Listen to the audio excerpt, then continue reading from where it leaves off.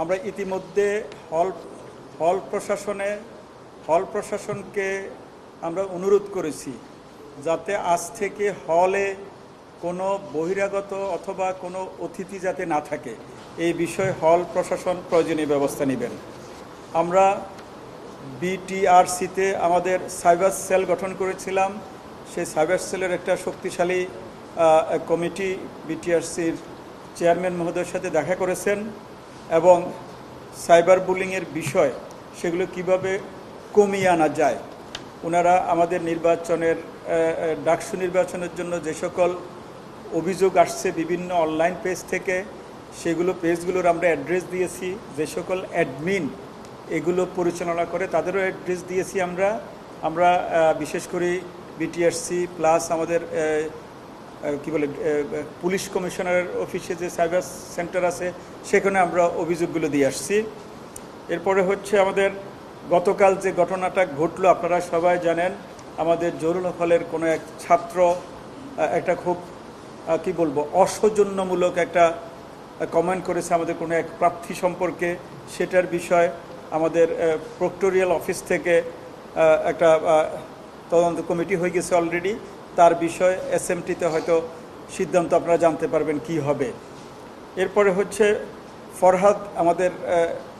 ফরহাদ এক ক্যান্ডিডেট, তার সাথে রিট হয়েছে, রিটের পরে পাল্টা সেটার আপিল হয়েছে, পরে রেজাল্ট হয়েছে আপনারা শুনেছেন।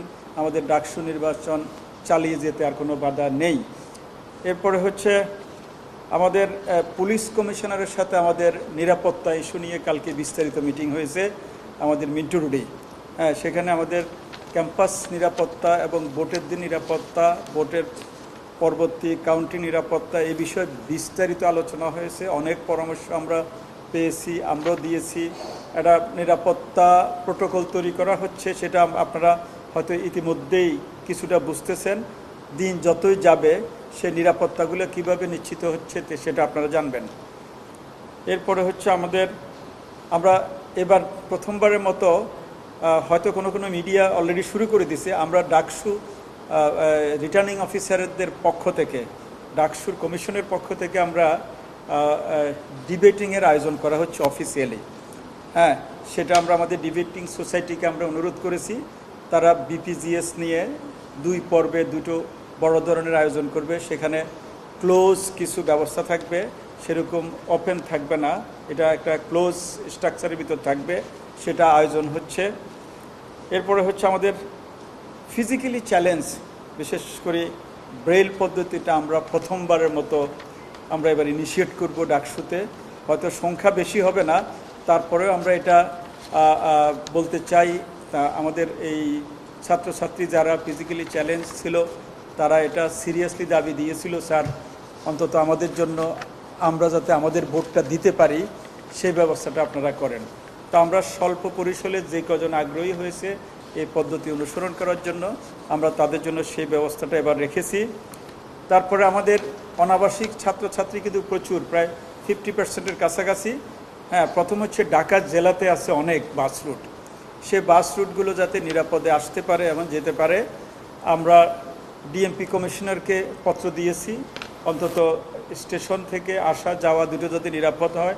আবার ঢাকার চারিদিকে আবার আমাদের অনেকগুলো জেলা থেকে অনেকগুলো বাস আসে ছাত্রছাত্রী নিয়ে, যেমন গাজীপুর, নরসিংদী, তারপরে আপনার সোনারগাঁ, এদিকে আপনার মাওয়া, ওইদিকে দামরাই সহ ওই দিক থেকে একটা রুট আছে।